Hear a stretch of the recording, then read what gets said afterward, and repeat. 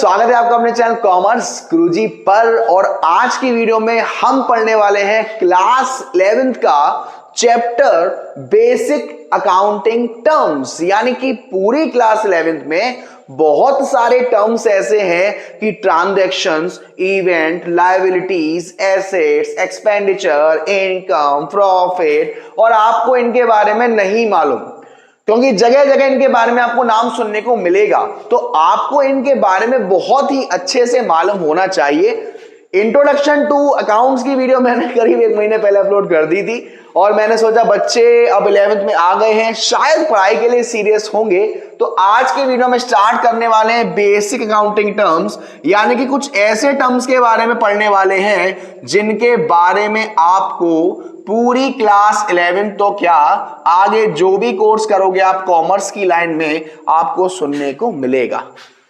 Video को start करने से पहले छोटी सी रिक्वेस्ट है कि प्लीज डिस्क्रिप्शन में आपको मेरी इंस्टाग्राम आईडी मिल जाएगी, वहां जाके फॉलो कर लेना। बहुत ही बढ़िया बढ़िया रील बना रहा हूं मैं। अच्छा। और व्हाट्सएप का नंबर मिल जाएगा, आप डाउट्स के लिए, लाइव क्लासेस के लिए वहां पर मेरे से कांटेक्ट कर सकते हैं। टेलीग्राम चैनल का लिंक मिल जाएगा, सारी चीज वो भी लिंक मिल जाएगा, चाहिए होगा तो चलो कोई बात नहीं। सबसे पहला टर्म है ट्रांजैक्शन। कि सर ट्रांजैक्शन का मतलब क्या होता है? ट्रांजैक्शन का मतलब है लेन देन, लेना देना। वो चीज नहीं जो आप समझ रहे हो। लेना देना इन द सेंस कि मेरे पास 50,000 रुपए का सामान था, मैंने 20,000 रुपए का सामान और खरीद लिया, तो अब मेरे पास टोटल सामान कितना हो गया? 70,000 का। ये जो 20,000 का मैंने सामान खरीद लिया इसको मैं कहता हूं ट्रांजैक्शंस। और ये 20,000 का सामान खरीदने के बाद जो मेरे पास हुआ 70,000, इसको हम कहते हैं इवेंट। यानी कि ट्रांजैक्शंस का मतलब है कि हमारे बिजनेस में जो भी एक्टिविटी हो रही है, परचेज, सेल्स, खर्च करना, पैसा आना, पैसा जाना, जो भी एक्टिविटी हो रही है वो एक ट्रांजैक्शन है। और उस एक्टिविटी के होने के बाद जो सिचुएशन हुई, आपके पास 30,000 का माल था, 10,000 का माल बेच दिया, कितना बचा? 20,000 का। तो ये 10,000 को जो माल बेचा वो हमारा ट्रांजैक्शन है, और 20,000 का माल बचा ये हमारा इवेंट है। और उस 10,000 को माल के बेचने पर आपको 2,000 का प्रॉफिट हुआ, वो भी हमारा क्या है? इवेंट है। तो क्लियर है कि ट्रांजैक्शन क्या होता है और इवेंट क्या होता है। थर्ड टर्म आता है आपके लिए अकाउंट। अकाउंट का मतलब होता है कि हमारे बिजनेस में बहुत सारे लेन देन होते हैं। किसी चीज को हम पैसे में खरीदते हैं, कैश आता है, परचेज आता है, सेल्स आता है, ड्राइंग्स आती हैं। जैसे आपने देखा होगा कि हम सभी पर्सन का बैंक में अकाउंट है, और अगर मैंने अपने अकाउंट में से पैसे निकाले तो वो आपके अकाउंट में से तो माइनस होंगे नहीं। क्यों भाई? अगर मैंने अपने खाते में से पैसे निकाले हैं तो क्या वो आपके अकाउंट में से माइनस होंगे? नहीं होंगे। क्यों? क्योंकि हर पर्टिकुलर चीज का एक अलग से अकाउंट बना दिया जाता है ताकि जो भी लेन देन हो, जो भी ट्रांजैक्शंस हो, वो उसी से रिलेट करते रहे। जैसे कि रेंट, मान लीजिए आपका मालिक आया और मालिक ने पूछा, हाँ भाई ये बताओ इस महीने की परचेज कितनी हुई है? आप क्या करोगे? परचेज का अकाउंट ओपन करोगे और देखोगे कितनी परचेज हुई है। हाँ भाई कितनी सेल्स हुई है? सेल्स का अकाउंट ओपन करोगे और देखोगे कितनी सेल्स हुई है।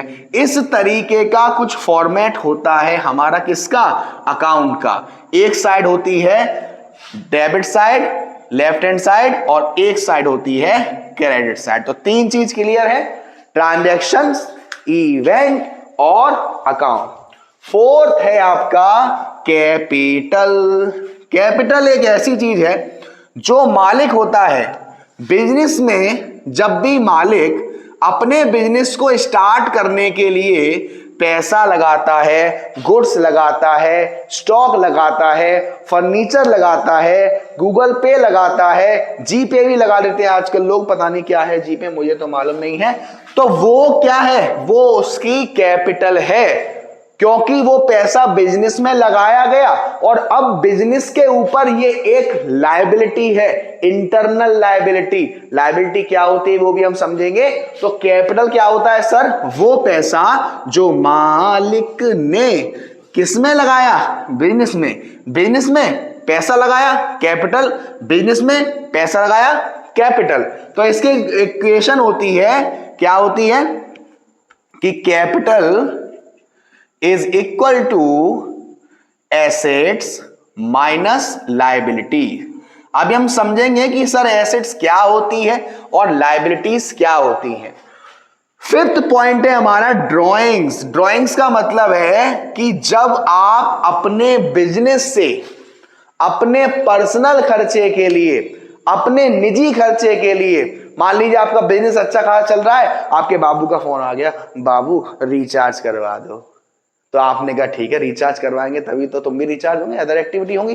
अब आप भी रिचार्ज करवाओगे, वो रिचार्ज के लिए आपने अपने बिजनेस में से पैसा निकाला। बिजनेस का तो खर्चा है नहीं, वो आपका पर्सनल खर्चा है, उसको हम कहते हैं ड्राइंग्स। जब भी मालिक अपने बिजनेस में से अपने निजी खर्चे के लिए पैसा निकालेगा, अपना इनकम टैक्स देगा, अपने घर का रेंट देगा, अपने यूज के लिए गुड्स निकालेगा, अपने यूज के लिए कैश निकालेगा, तो वो हमारा क्या है, वो हमारा ड्राइंग्स कहलाता है। फिर आती है आपकी लायबिलिटीज, और लायबिलिटीज में बहुत सारे टाइप्स होते हैं, internal liability, external liability, current liability और नॉन करेंट लायबिलिटी। लायबिलिटीज का मतलब होता है कर्जा, दूसरे के बाप का माल, कर्जा दूसरे के बाप का माल, यानी कि वो ऑब्लिगेशन, वो जिम्मेदारी जो आपको दूसरे के लिए परफॉर्म करनी है। जब भी हम अपने बिजनेस में किसी बाहर के पर्सन से किसी चीज को लेते हैं उधार, पैसा उधार लिया, माल उधार लिया, लोन लिया, ये सब हमारी क्या है, लायबिलिटी है। कुछ टाइम बाद हमको इसे पेड करना है। दो टाइप की होती है, इंटरनल लायबिलिटी और एक्सटर्नल लायबिलिटी। वो लायबिलिटी जो हमारे बिजनेस के अंदर के पर्संस की है उनको देना है, वो इंटरनल लायबिलिटी है, जो कि सिर्फ एक होती है, कैपिटल। कैपिटल क्या है, वो पैसा जो हमारे मालिक ने हमारे बिजनेस में लगाया है। अब हमारे बिजनेस की ये वफादारी है कि मालिक के पैसा बर्बाद नहीं होना चाहिए, ये लायबिलिटी है। और बाकी सारी लायबिलिटी जो है वो एक्सटर्नल लायबिलिटी है, बिजनेस के बाहर की लायबिलिटी है। फिर मैंने आपको बताया था दो टाइप होते हैं, फिर एक और होता है करेंट लायबिलिटी और एक होता है non current liability. Current liability का मतलब है कि जैसे कि ये मैंने सॉकेट लिया और ये मैंने यहां पर उंगली डाली, यहां पर उंगली की डालने की बात हो रही है, और मैंने उंगली डाली, मुझे करंट लग गया, तो ये हमारी क्या है, करेंट लायबिलिटी। अरे बेटा मजाक कर रहा हूं, सीरियस मत हो जाना। करेंट लायबिलिटी का मतलब होता है, करेंट लायबिलिटी का मतलब होता है कि वो पैसा जो आपको एक साल के अंदर पेड करना है, वरना जिसने आपको पैसा दिया है वो आपको मारते मारते शुगर भर देगा आप में। तो वो पैसा जो आपने किसी से लिया है और वो पैसा एक साल के अंदर आपको देना है, उसको हम क्या कहते हैं, करेंट लायबिलिटी। जैसे कि आपके क्रेडिटर्स होते हैं, जैसे कि ये बिल्स पेबल होते हैं, मैं आपको बारी बारी से बताऊंगा, ठीक है। और नॉन करेंट लायबिलिटी वो लायबिलिटी जो आपको लंबे समय की है, एक साल के अंदर नहीं देनी, अरे बहुत टाइम है, 2 साल, 5 साल, 10 साल, मर जाओगे उसके बाद आपकी पुश्तें देती रहेगी, वो हमारी क्या है, नॉन करेंट लायबिलिटी। तो करेंट लायबिलिटी एक ऐसी लायबिलिटी जिसका पैसा आपको एक साल के अंदर देना है, और एक ऐसी लायबिलिटी लंबे समय तक चलेगी, वो हमारी नॉन करेंट लायबिलिटी। उम्मीद है यहां तक आपको क्लियर होगा बहुत अच्छे से। अब हम चलते हैं हमारी एसेट्स की तरफ। हा, एसेट्स का नाम सुनते ही मजा आ जाता है। एसेट्स का मतलब आपके बाप का माल, वो चीज जो आपकी है, जिस पर आपका हक है, उसको जब चाहो आप इस्तेमाल कर सकते हो अकेले में। वो वाली एसेट्स की बात नहीं हो रही, लेकिन वो भी आपकी ही एसेट्स है। तो एसेट्स का मतलब क्या होता है, एसेट्स का मतलब होता है वो चीज जो आपकी है, जिस पर आपका हक है। ये माइक जो लगा हुआ है ना, ये मेरा है, ये मेरी एसेट्स है। ये जो टी शर्ट में पहना हुआ हूं ना, ये मेरी एसेट्स है। ये जो व्हाइट बोर्ड है ना, ये मेरी एसेट्स है। ये जो मोबाइल से मैं वीडियो शूट कर रहा हूं, मेरी एसेट्स है। जिस मोबाइल में आप इस वीडियो को देख रहे हो, मेरी एसेट्स है। मेरी वीडियो के बाद जिस वीडियो को आप देखोगे एचडी क्वालिटी में, तो वो मोबाइल भी आपकी एसेट्स है। तो एसेट्स का मतलब क्या होता है, वो चीज जिस पर आपका हक है, जो आपकी है। तो वो एसेट्स जो होती है वो हमारी इसमें भी करेंट एसेट्स होती है और नन करेंट एसेट्स होती है। करेंट एसेट्स और non current assets. Current assets हमारी वो एसेट्स होती है जिसको आपने इसलिए अपने पास रखा है कि 1 साल के अंदर उसको बेचकर कैश आ जाए। ऐसी एसेट्स जो इजीली कैश में कन्वर्ट हो जाए और 1 साल के अंदर हो जाए, वो हमारी करेंट एसेट्स। और ऐसी एसेट्स जिसको आपने कैश में कन्वर्ट करने के लिए नहीं लिया, इस्तेमाल करने के लिए लिया है, आपने घर खरीदा, फर्नीचर खरीदा, कार खरीदी, बिल्डिंग खरीदी, बाइक खरीदी, these all are non current assets. उसके बाद इसमें कुछ हमारी टेंजिबल एसेट्स भी होती हैं और नॉन टेंजिबल एसेट्स भी होती हैं। टेंजिबल एसेट्स हमारी वो एसेट्स होती हैं जिन एसेट्स को आप देख सकते हो, छू सकते हो, फील कर सकते, नहीं देख सकते हो, छू सकते हो, उसे हम क्या कहते हैं? Tangible asset. जैसे कि car, building, furniture, land and building, machine, ठीक है, उसे हम क्या बोलते हैं? वो हमारी क्या है? Tangible assets. और इंटेंजिबल एसेट्स हमारी वो एसेट्स होती हैं जिसे आप छू नहीं सकते, देख नहीं सकते, सिर्फ महसूस कर सकते हो। जैसे आप महसूस करते हो ना कभी कभी अकेले में, वो हमारी इंटेंजिबल एसेट्स है। जैसे कि आपकी गुडविल, आपकी रेपुटेशन, वो हमारी क्या है? इंटेंजिबल एसेट्स है। उसके बाद आता है हमारा कैपिटल रिसीप्ट, कैपिटल एक्सपेंडिचर और रेवेन्यू रिसीप्ट और रेवेन्यू एक्सपेंडिचर। इसमें बच्चों को बहुत ही ज्यादा दिक्कत होती है आगे चल के। देखिए, कैपिटल और रेवेन्यू का टर्म समझते हैं, फिर आपको एक्सपेंडिचर और रिसीप्ट का टर्म ऑलरेडी अपने आप समझ में आ जाएगा। कैपिटल का मतलब होता है वो चीज जिसको करने से एसेट्स और लायबिलिटी पर फर्क पड़ेगा। इसको आपको बार बार नहीं करना है, ये नॉन रिकरिंग नेचर का है, हमारे बिजनेस से रिलेट नहीं कर रहा है, ये हमारा क्या है? कैपिटल। यानी कि अगर मैं कैपिटल एक्सपेंडिचर की बात करूं तो ऐसे खर्चे जो आपको अगर एक बार कर दिए तो हाल फिलहाल आपको नहीं करने हैं क्योंकि वो नॉन रिकरिंग नेचर के हैं। ऐसे खर्चों करने से आपकी एसेट्स और लायबिलिटी पर फर्क पड़ेगा और उसके बेनिफिट आपको लंबे समय तक मिलेंगे। जैसे कि आपने बिल्डिंग खरीदी, अब बिल्डिंग डेली तो नहीं खरीदोगे आप, तो ये आपका क्या है? Capital expenditure. ऐसे ही वो रिसीप्ट जो आपके पास अगर आ गई तो हाल फिलहाल वापस दोबारा नहीं मिलेगी लंबे समय तक, उसके आने से आपकी एसेट्स और लायबिलिटी पर फर्क पड़ेगा। जैसे मशीन खरीदोगे, पैसा जाएगा, एसेट्स आपकी कम होगी, मशीन तो खरीदोगे तो क्या हो रहा है? एक एसेट्स आ रही है और पैसा जा रहा है, मशीन को बेचोगे अगेन पैसा आ रहा है। तो ऐसी रिसीप्ट जिसके आने से आपकी एसेट्स और लायबिलिटी पर फर्क पड़ रहा है, ऐसी रिसीट जो एक बार अगर आ गई तो हाल फिलहाल दोबारा नहीं मिलेगी आपको, जिसका बेनिफिट आपको लंबे समय तक मिलेगा। और जिसका इसका जस्ट अपोजिट हमारा रेवेन्यू रिसीप्ट और रेवेन्यू एक्सपेंडिचर। जैसे कि शादी मान लो, अब जिन लोगों की शादी हो चुकी है, आप लोग तो खैर कोई सिंगल होगा कोई डबल होगा, मैं समझ सकता हूं आपका दुख सिंगल वालों का। तो अगर आप अपने बाबू सोना पे खर्चा कर रहे हो तो उसके जो बेनिफिट मिलते हैं, आपको मालूम है कौन से बेनिफिट की बात कर रहा हूं, लेकिन यहां नहीं करेंगे। वो जो बेनिफिट मिलते हैं वो बार बार जब ही मिलेंगे जब टाइम टू टाइम रिचार्ज होता रहेगा, है ना।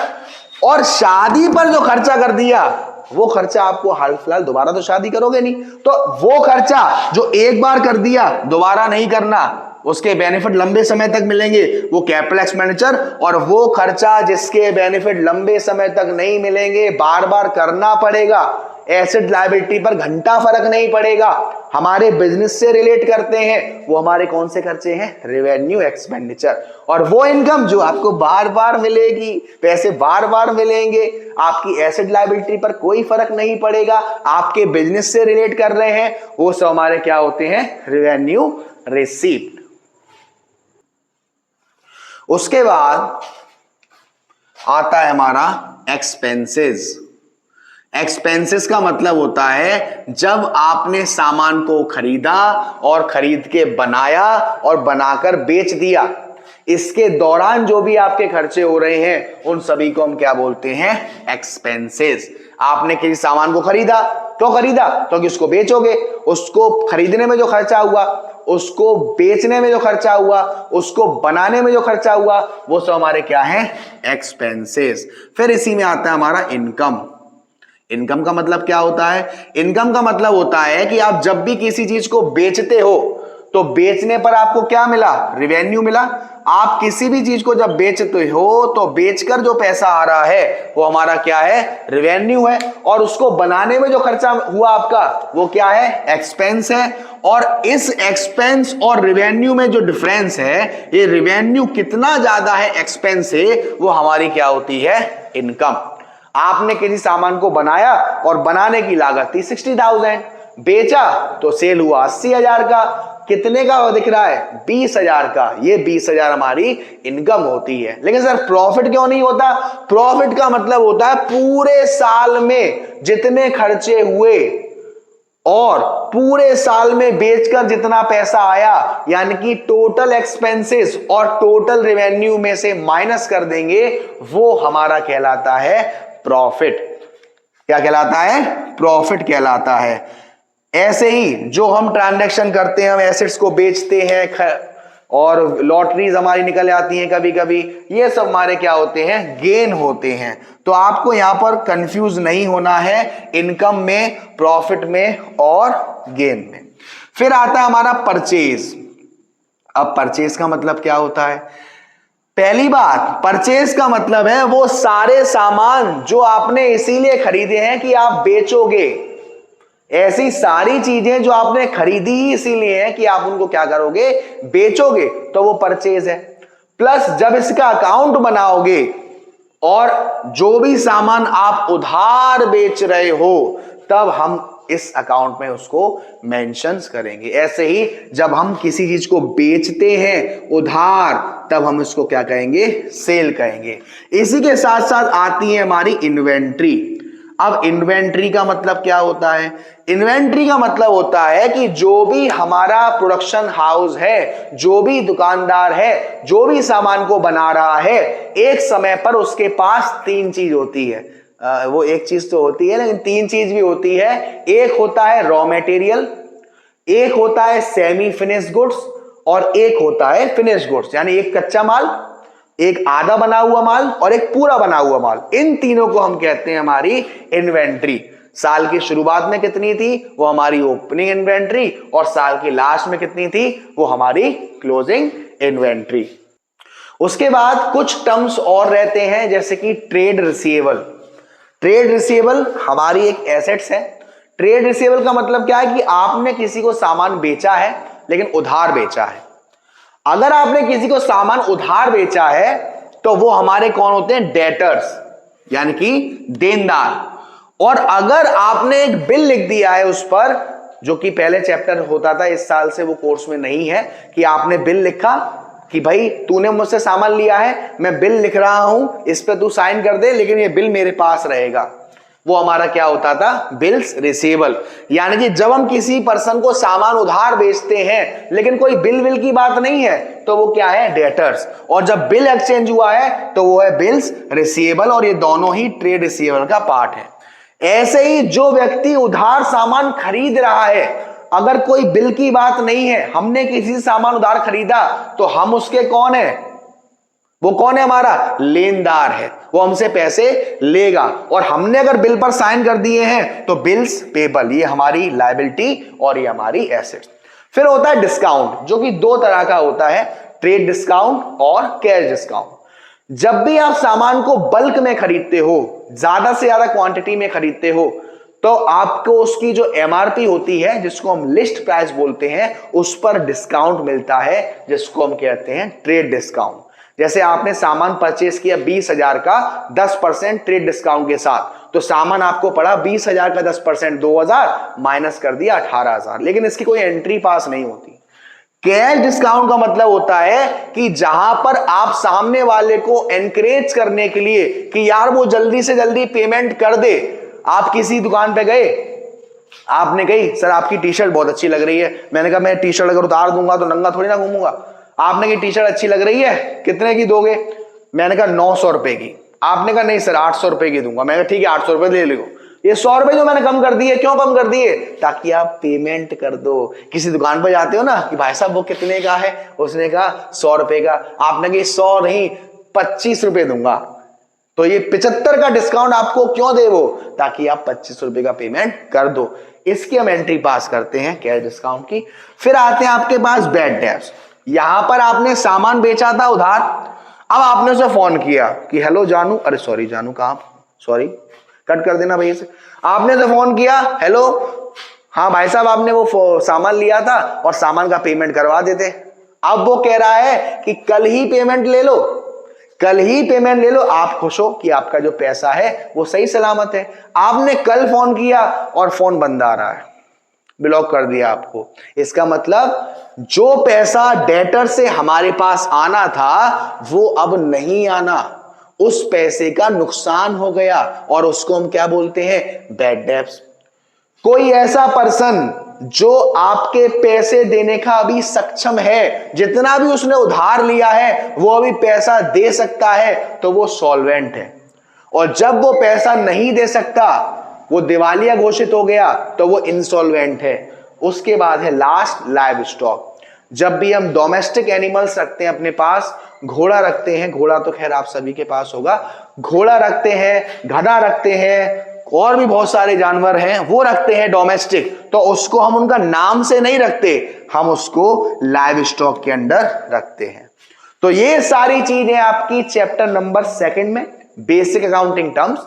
वीडियो पसंद आई हो तो वीडियो को लाइक करना ना भूलें, शेयर करना ना भूलें, और अब तक चैनल को सब्सक्राइब नहीं किया है तो धन्यवाद कर दीजिएगा। Love you so much, thank you.